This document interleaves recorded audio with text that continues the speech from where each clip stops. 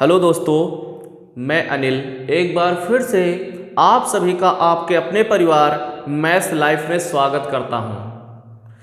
आप लोग अच्छे से अपनी पढ़ाई कर रहे होंगे और आने वाले एग्ज़ामों के लिए अपनी तैयारी करने में लगे होंगे अच्छे से। तो इससे पहले जब हम बात कर रहे थे नंबर सिस्टम के बारे में, तो नंबर सिस्टम में मैंने बात कर ली थी कि अगर हमारे पास नंबर ऑफ डिजिट निकालना हो तो नंबर ऑफ डिजिट कैसे निकालते हैं, और अगर नंबर ऑफ डिजिट दिए हों तो उनसे नंबर्स कैसे बनाते हैं, संख्याएं कैसे बनाते हैं। दो टाइप के क्वेश्चन के बारे में डिस्कस कर लिया गया था पिछली क्लास में। पहला क्या था कि अगर हमारे पास कोई नंबर दिया रहता था, वहाँ से हम कितने अंक होंगे, उसमें कितने नंबर ऑफ डिजिट ये निकाले थे। फिर उसके बाद हमारे पास नंबर ऑफ डिजिट दिए रहते थे 2, 3, 4 हैं। इनका यूज करके कितनी संख्याएं बनाई जा सकती हैं, कितनी सम संख्याएं बनाई जा सकती हैं, कितनी विषम संख्याएं बनाई जा सकती हैं। इस प्रकार के क्वेश्चन हमने सॉल्व किए थे।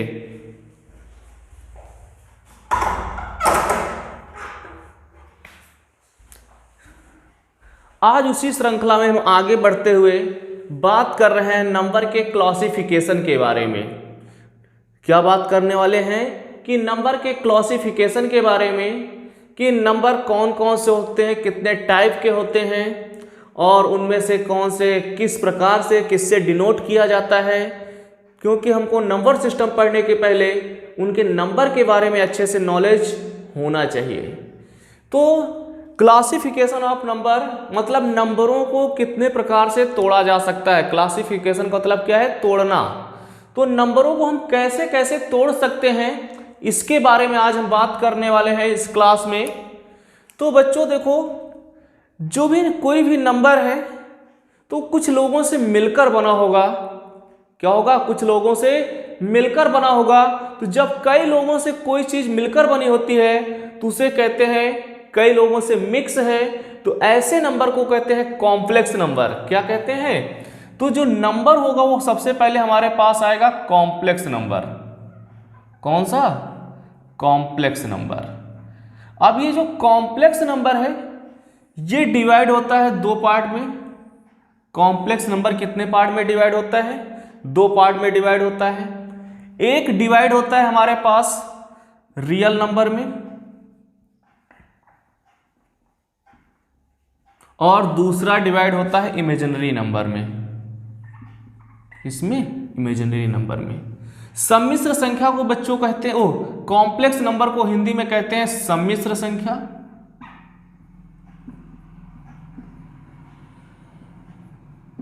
और जो रियल नंबर है इनको हिंदी में कहते हैं बच्चों वास्तविक संख्या।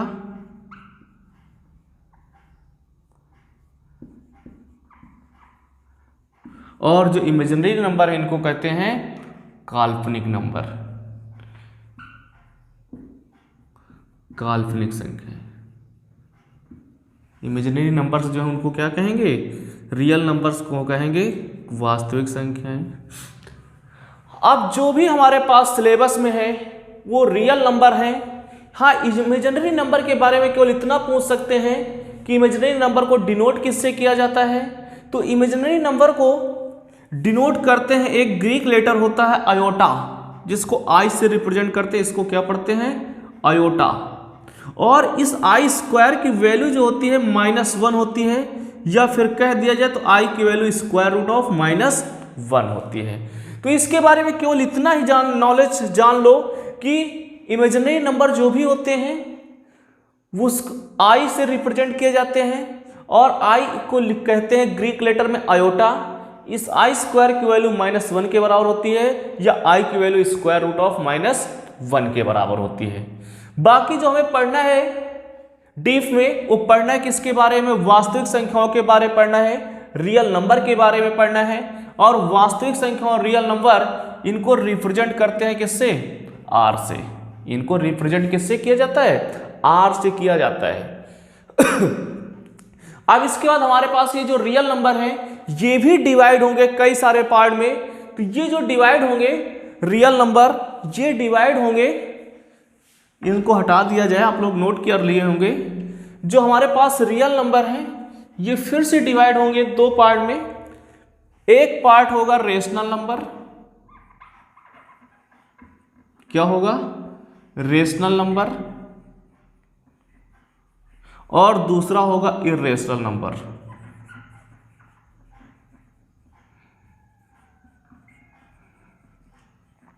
पहला पार्ट होगा जो इनका परिमेय संख्याएं,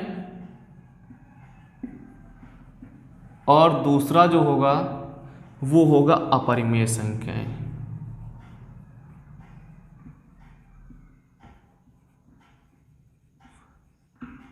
ठीक है। अब परिमेय संख्याएं कौन सी होती हैं, अपरिमेय संख्याएं कौन सी होती हैं? तो परिमेय संख्याएं जो रेशनल नंबर हैं वो फिर से डिवाइड होते हैं दो पार्ट में। एक इसमें आते हैं डेसिमल, इसमें एक डेसिमल का थोड़ा सा पार्ट आता है, ठीक है, और एक इंटीजर का पार्ट आता है, पूर्णांक का। अब ये 10 डेसिमल है, डेसिमल का कुछ पोर्शन इसमें भी आता है अपरिमेय संख्याओं में। तो वो कौन सा अपरिमेय में आता है, कौन सा परिमेय में आता है, वो अभी जब डेसिमल का क्लासिफिकेशन पढ़ेंगे तो उसमें सीख लेंगे। तो हमारे पास जो डेसिमल है, ठीक है, डेसिमल, इसमें भी डेसिमल दो टाइप के डिवाइड होते हैं। तो जो दो टाइप में डेसिमल डिवाइड होंगे, एक टाइप यहां पर आएगा अपरिमेय संख्या में। तो अभी अच्छा रुक जाओ, डेसिमल अभी जब डिवाइड करेंगे तो जब देखेंगे, अभी ऐसे रहने दो कि हमारे पास जो रेशनल नंबर है, ठीक है, वो परिमेय संख्याएं कौन सी नंबर होती हैं? ऐसे नंबर होते हैं जिनको हम P/Q के फॉर्म में लिख सकते हैं। किस फॉर्म में? P/Q के फॉर्म में लिखा जा सके तो ऐसे नंबर को कहते हैं रेशनल नंबर, परिमेय संख्याएं कहते हैं। जैसे हमारे पास कहीं पर लिखा है 3/5, 2/3, ठीक है, 7। अब 7 के अपॉन में कुछ नहीं तो हम कितना मान सकते हैं? 1 मान सकते हैं। ऐसे ही 22/7, 3/99 या 1/99 या 2/99। तो ये सारी की सारी जो नंबर है ये सब कैसे हैं? Rational number. अब इर्रेशनल में कौन से आते हैं? जैसे √2 हो गया, √3 आ गया, √5 आ गया, ऐसे इस तरह के नंबर, पाई आ गया, और डेसिमल में कुछ आ गए जैसे 2.3537813487 सो ऑन डॉट डॉट, इस तरह के नंबर। ये सारे के सारे नंबर किस में होते हैं? इर्रेशनल नंबर, और इनको हम P/Q के फॉर्म में नहीं लिख सकते हैं। वे नंबर जिनको P/Q के फॉर्म में नहीं रिप्रेजेंट किया जा सकता है, नहीं लिखा जा सकता है, ऐसे नंबर को कहते हैं अपरिमेय संख्याएं, इर्रेशनल नंबर कहते हैं। और रेशनल नंबर कौन से होते हैं? जिनको P/Q के फॉर्म में लिखा जा सके, तो ऐसे नंबर को हम क्या कहते हैं? परिमेय संख्याएं कहते हैं। तो इसके बाद बात आती है बच्चों किसकी? डेसिमल की, कि जो दशमलव है वो कितने टाइप का होता है, कौन सा टाइप किस में जाता है, कौन सा टाइप रेशनल में आता है और कौन सा टाइप इर्रेशनल में आता है। तो चलो देखते हैं कि जो दशमलव है वो कितने टाइप का है।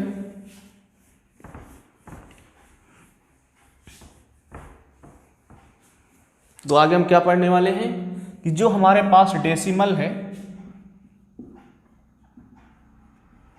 वो डेसिमल कितने टाइप का होता है? दशमलव।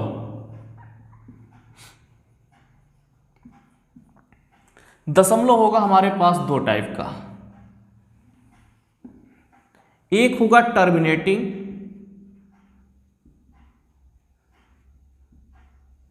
जिसको हिंदी में कहते हैं शांत दशमलव। क्या कहते हैं? शांत दशमलव। और दूसरा होगा non terminating decimal, non terminating decimal.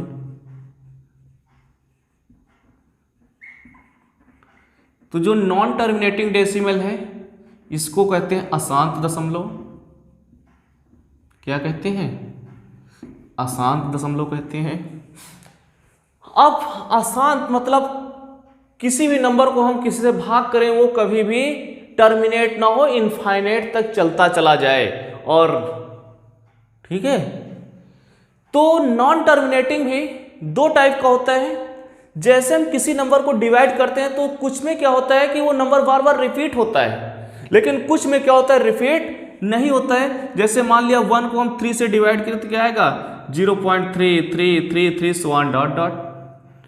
हो सकता है भाग करने के बाद कोई नंबर ऐसा मिले 1 2 3 4 5 1 7 8 9 1 3 4 ऐसे। तो इस तरह के जो नंबर है इनफाइनाइट तक जा रहे हैं। तो ये दोनों क्या है, टर्मिनेटिंग नॉन टर्मिनेटिंग तो है, लेकिन इसमें से एक जो है वो क्या हो रहा है कि रिपीट हो रहा है, लेकिन दूसरा जो है वो रिपीट नहीं हो रहा है। तो जो दूसरा रिपीट नहीं हो रहा है तो उसको कहते हैं क्या, आप पुनरावृत्तित, या जिसकी पुनरावृत्ति नहीं हो रही है, और दूसरा जिसकी पुनरावृत्ति हो रही है, इसको कहते हैं रिकरिंग। ठीक है, non terminating but recurring decimal, और ये non terminating but non recurring decimal होता है।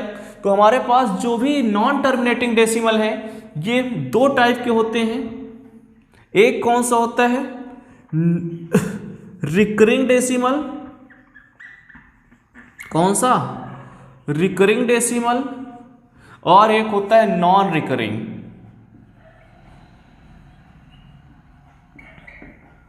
जिसे क्या कहेंगे, जिसकी पुनरावृत्ति हो रही है, पुनरावृत्ति हो रही है, और इसमें पुनरावृत्ति नहीं होती है, पुनरावृत्ति नहीं होती है।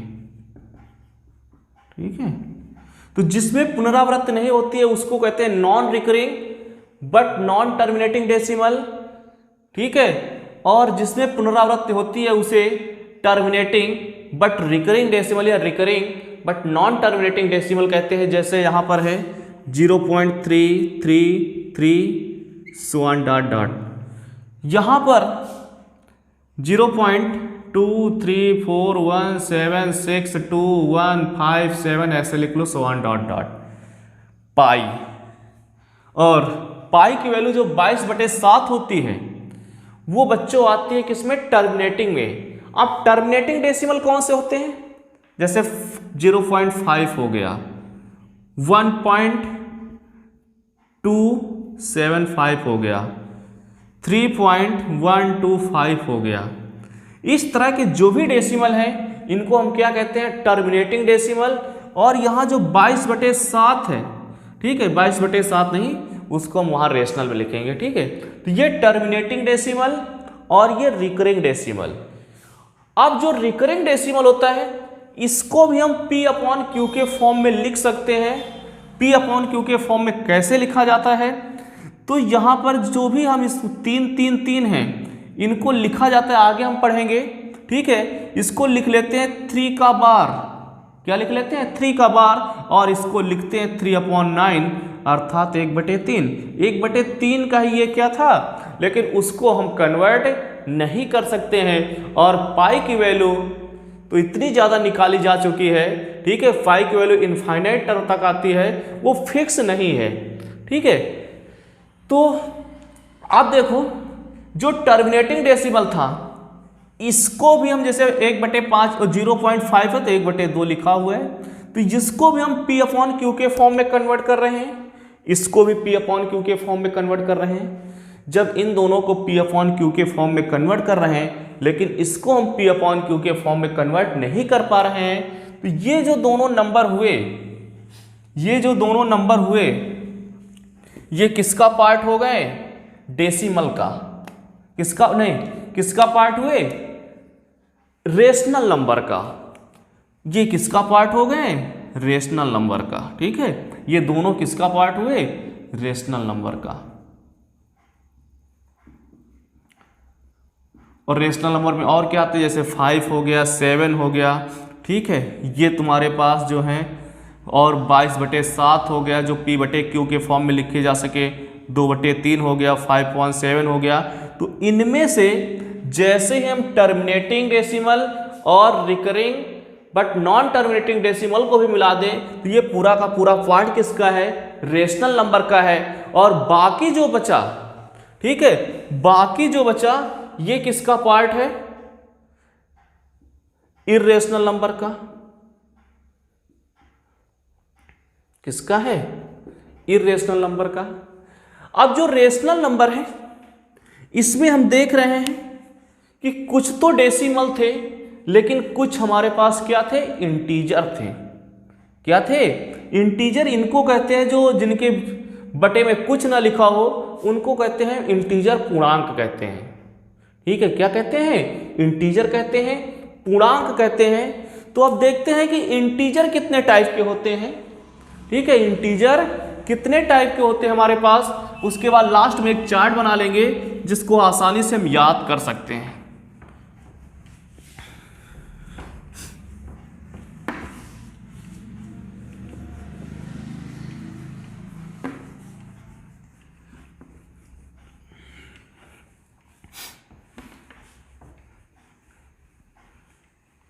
किसके बारे में बात करने वाले? इंटीजर। तो बच्चों जो इंटीजर होते हैं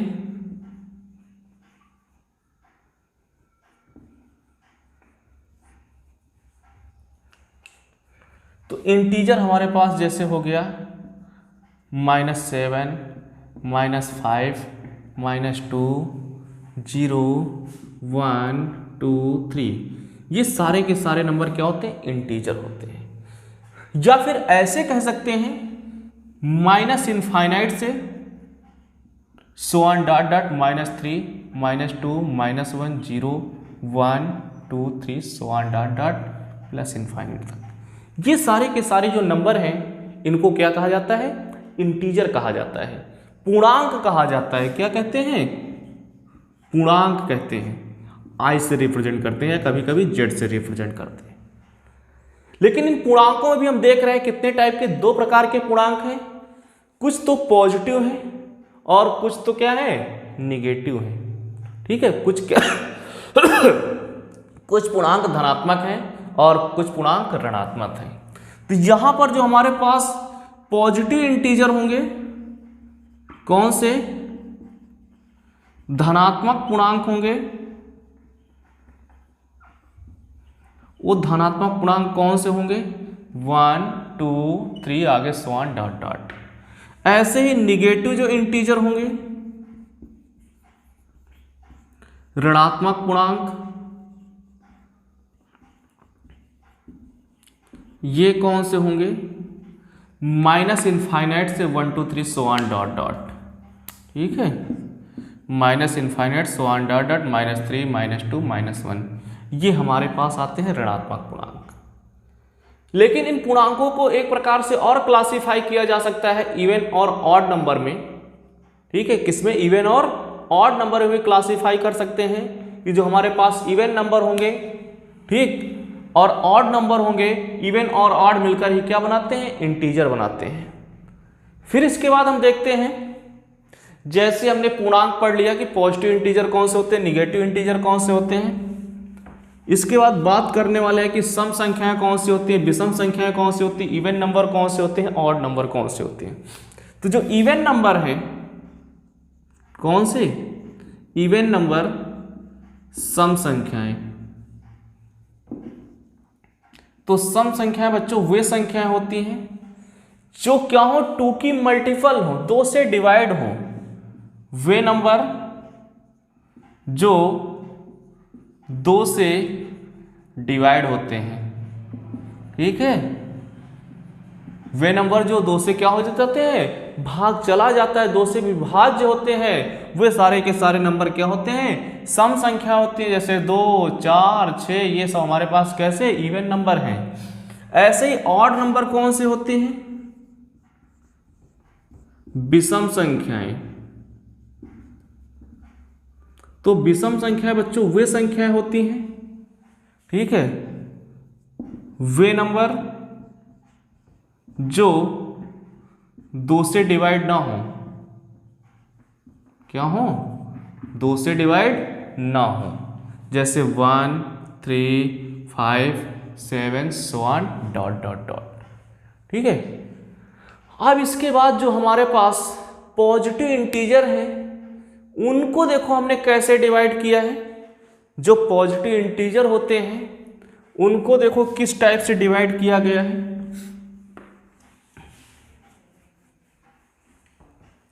क्या? धनात्मक पूर्णांक, पॉजिटिव इंटीजर। तो पॉजिटिव इंटीजर को हमने दो पार्ट में डिवाइड किया, पॉजिटिव इंटीजर को हमने तीन पार्ट में डिवाइड किया है। एक डिवाइड किया है प्राइम नंबर, एक किसमें डिवाइड किया है? प्राइम नंबर, जिसको हिंदी में कहते हैं अभाज्य संख्याएं। क्या कहते हैं? अभाज्य संख्याएं। दूसरा डिवाइड किया है कंपोजिट नंबर। कौन सा? कंपोजिट नंबर, जिनको कहते हैं भाज्य संख्याएं, और बीच में एक 1 है। ठीक है। अब प्राइम नंबर कौन से होती हैं? अभाज्य संख्याएं कौन सी होती हैं? ऐसे नंबर जो या तो स्वयं से डिवाइड होती हैं या फिर 1 के डिवाइड होती हैं, या फिर वे नंबर जिनका मल्टीप्लिकेशन केवल 1, जो 1 और स्वयं से डिवाइड होती हैं। तो ऐसी संख्याओं को हम क्या कहते हैं? प्राइम नंबर कहते हैं। वे नंबर जो स्वयं या एक से डिवाइड होती हैं, अर्थात इनके केवल दो फैक्टर होते हैं। कितने? दो फैक्टर होते हैं। वे नंबर जिनके केवल दो फैक्टर होते हैं प्राइम नंबर कहलाते हैं। जैसे 2 हो गया, 3 हो गया, 3 हो गया, 5, 7, फिर इसके बाद 11।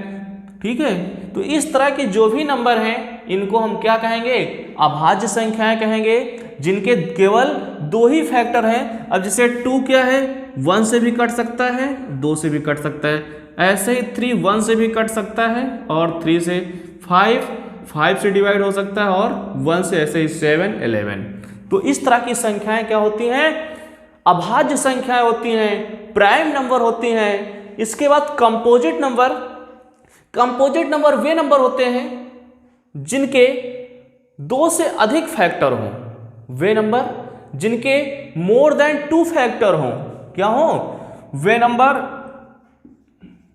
जिनके 2 से अधिक फैक्टर हों,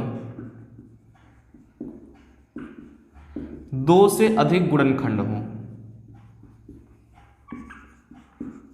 जैसे 4 है। अब 4 के देखो क्या क्या फैक्टर हो सकते हैं। 4 1 से भी डिवाइड हो जाएगा, 4 2 से भी डिवाइड हो जाएगा, 4 4 से भी डिवाइड हो जाएगा। 6 है, 6 1 से भी डिवाइड हो जाएगा, 2 से भी डिवाइड हो जाएगा, 3 से भी डिवाइड हो जाएगा, 6 से भी डिवाइड हो जाएगा। तो ये सारे के सारे नंबर क्या होंगे? कंपोजिट नंबर होंगे, भाज्य संख्याएं। वे संख्याएं जिनके 2 से अधिक फैक्टर हो, 2 से अधिक गुणनखंड हो, भाज्य संख्याएं कहलाती हैं। अब 1 की बारी आई। तो जो 1 है बच्चों, वो हम देख रहे हैं ना तो प्राइम में आ रहा है और ना ही कंपोजिट में आ रहा है। तो 1 ना तो प्राइम नंबर है ना ही कंपोजिट नंबर है। तो 1 is neither prime nor composite. एक ना तो अभाज्य संख्या है और ना ही भाज्य। ठीक है। तो 1 बच्चों जो है ये ना तो कंपोजिट नंबर है और ना ही प्राइम नंबर है। अब इसके आगे बात करते हैं कि हमारे पास जो है प्राइम हो गया, कंपोजिट हो गया, को प्राइम नंबर कौन से होते हैं? सह अभाज्य संख्याएं, या इन्हें और कहते हैं रिलेटिवली प्राइम नंबर। ठीक है। को प्राइम नंबर या रिलेटिवली प्राइम नंबर क्या होते हैं?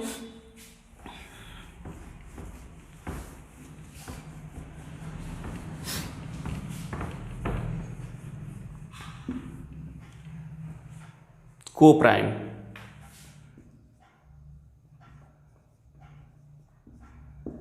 ठीक है, सह अभाज्य संख्याएं।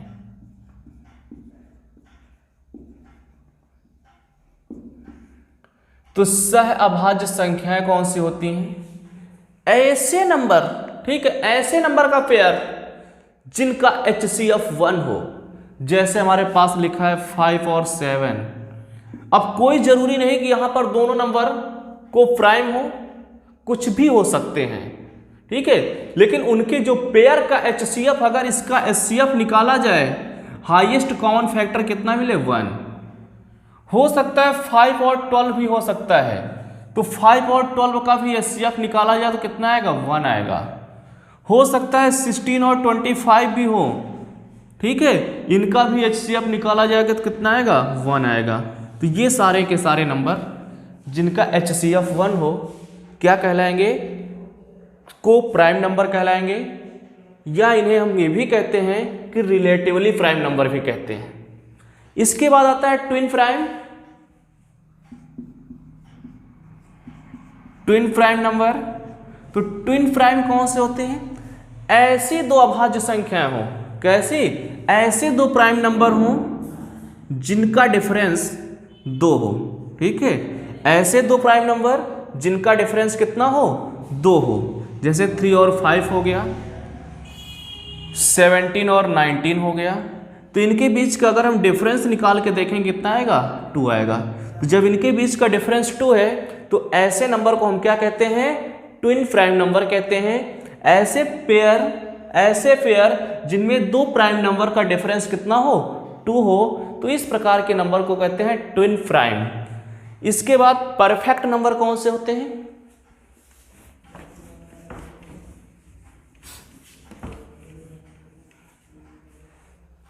क्या? Perfect number. तो परफेक्ट नंबर क्या होती है? पूर्ण संख्याएं कौन सी होती हैं?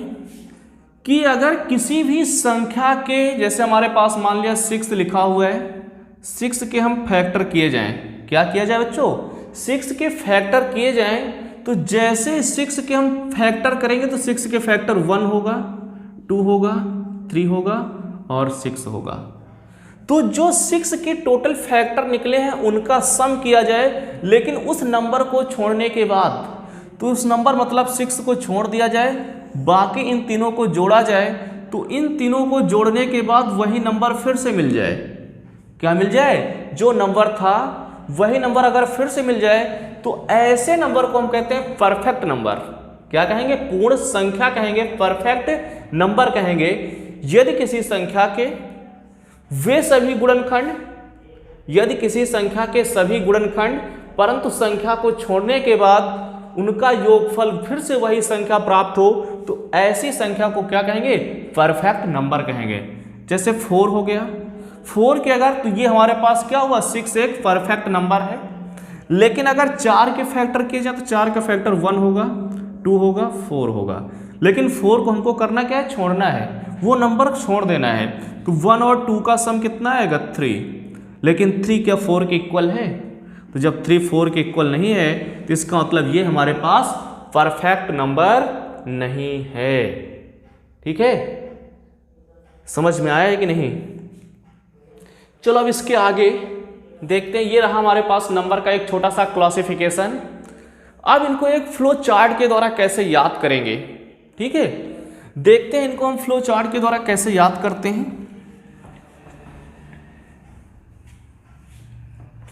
तो देखो बच्चों, जो भी हमारे पास है, जब भी इस प्रकृति का जन्म हुआ होगा, ठीक है, ये हमारे पास पृथ्वी आई होगी, ब्रह्मांड की उत्पत्ति हुई होगी, तो उतने समय हमारे पास क्या था?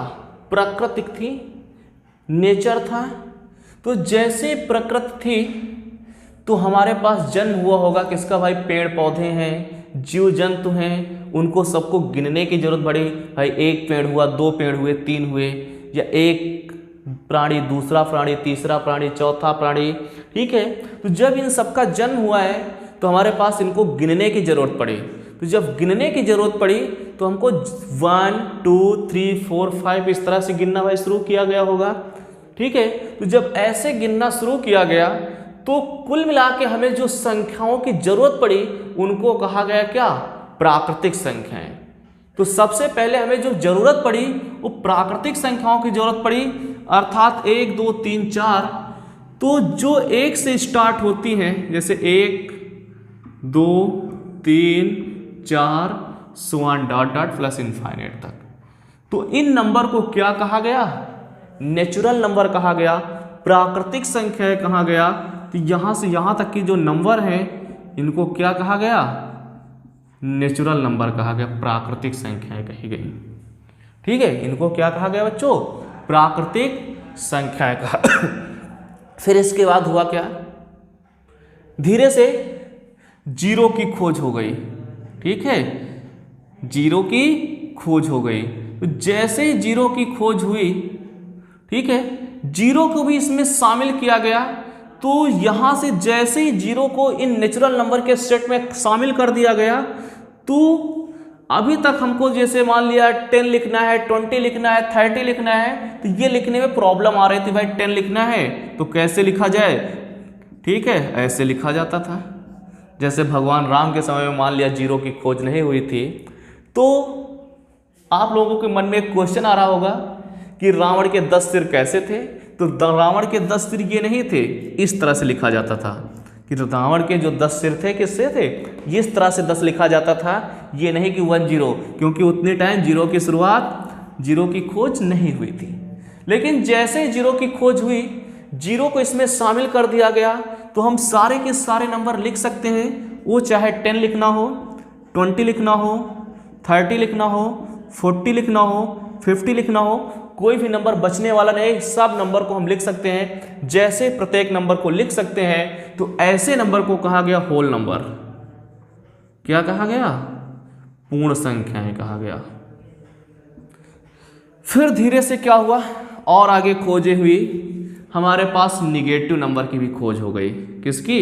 -1, -2, -3, -4, -5, ऐसे ही so on dot dot minus infinite तक। जैसे इनकी खोज हुई, तो इस पूरे को जब शामिल कर दिया गया, तो इनको कहा गया पूर्णांक। क्या कहा गया? पूर्णांक, इंटीजर। ठीक है, अब इसमें से दो प्रकार के पूर्णांक हुए।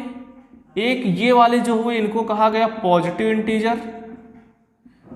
1 के आगे वाले जो भी है, इनको क्या कहा गया? Positive integer. और -1 के पीछे वाले जो हैं, इन सभी को कहा गया निगेटिव इंटीजर। क्या कहा गया? Negative integer. अब जैसे पूर्णांक मिले, निगेटिव इंटीजर, पॉजिटिव इंटीजर, ये सब के सब मिल गए।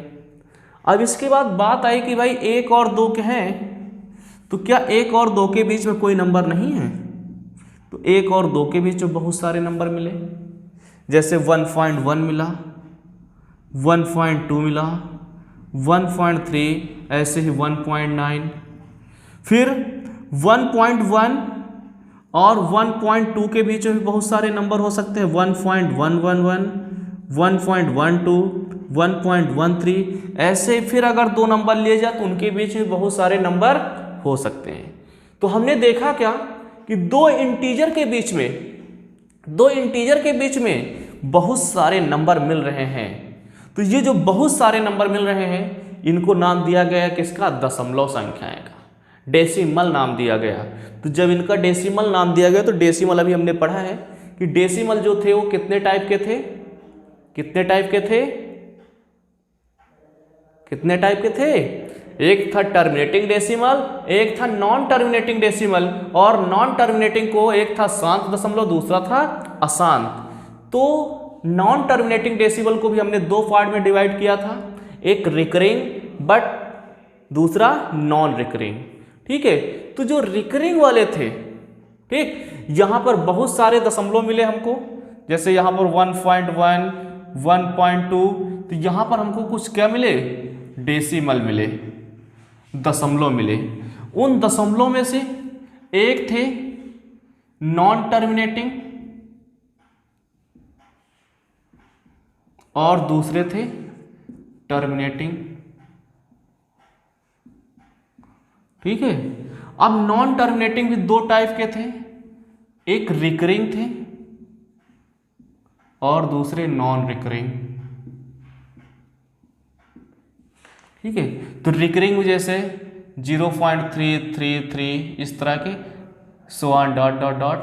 नॉन रिकरिंग में जैसे पाई हो गया, √2 हो गया, √3 हो गया, इस टाइप के थे। और यहाँ पर हमारे पास 1, ठीक है, या इनको बाद में लिखना 1.3, 2, 4, 5, 6, 7 सो ऑन डॉट डॉट ऐसे। तो ये सब किस में थे? नॉन रिकरिंग में थे। और टर्मिनेटिंग में जो थोड़ी देर बाद शांत हो जाए 0.5, 1.25 इस तरह के जो भी दशमलव थे ये सब किस में थे? टर्मिनेटिंग में। तो जब रिकरिंग और टर्मिनेटिंग और सभी इंटीजर डेसिमल का कौन सा पार्ट? रिकरिंग और टर्मिनेटिंग वाला, और सारे के सारे इंटीजर मिला दिए गए, तो ये जो हमारे पास मिला बच्चों, ये क्या मिला? एक रेशनल नंबर मिल गए। कि ये सारे के सारे जो हैं ये सब क्या होते हैं?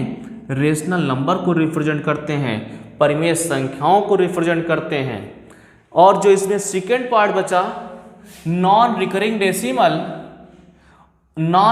डेसिमल, और इसमें जैसे √2 हो गया, √3 हो गया, √5 हो गया, पाई हो गया, और पाई की जो वैल्यू है 22/7 वो आती है किसमें? रेशनल में। लेकिन पाई, ये पाई की एग्जैक्ट वैल्यू नहीं है, ठीक है, ये पाई की एग्जैक्ट वैल्यू नहीं है, अप्रॉक्सीमेट वैल्यू है, ये पाई का लगभग मान है। लेकिन पाई की जो पाई है, पाई की वैल्यू बहुत बड़ी होती है, ठीक है, लगभग 7400-7500 डिजिट के आसपास, ठीक है। और ये अभी ये है तो इतनी बड़ी, ठीक है, कि एक पूरी बुक लिखी हुई है इसके मान से, लेकिन अभी तक याद करने वाला जो मेमोरी किंग है वो 7400 के आसपास है। अगर आप लोग भी 8000 तक याद कर लेते हैं तो अगले मेमोरी किंग आप बन सकते हैं, ठीक है। तो जो पाई की वैल्यू ये भी क्या है? इनफाइनाइट, बहुत बड़ी है, कभी भी शांत नहीं होने वाली है, नॉन रिकरिंग में आती है। तो ये जो सारे के सारे नंबर हैं, इन नंबर को नाम दिया गया किसका? इर्रेशनल का, अपरिमेय संख्याओं का, ठीक है। फिर उसके बाद रेशनल और इर्रेशनल नंबर जब सबके सब मिला दिए गए, ठीक है, कुल मिला के बोर्ड पूरा का पूरा जो है जितने भी नंबर लिखे हुए हैं, तो इन सभी नंबर को क्या कहा गया? इन सभी नंबर को कहा गया कि ये हमारे पास रियल नंबर हैं। ये कौन से नंबर हैं? रियल नंबर हैं, ये सभी वास्तविक संख्याएं हैं, ठीक है। ये सभी कैसी संख्याएं हैं? वास्तविक संख्याएं हैं। अब इसी में और किया जाए, इमेजिनरी नंबर भी मिला दिए जाएं तो क्या मिल जाएगा? कॉम्प्लेक्स। लेकिन इमेजिनरी हमारे सिलेबस का पार्ट नहीं है, केवल हमको पढ़ना है रियल नंबर के बारे में अच्छे से।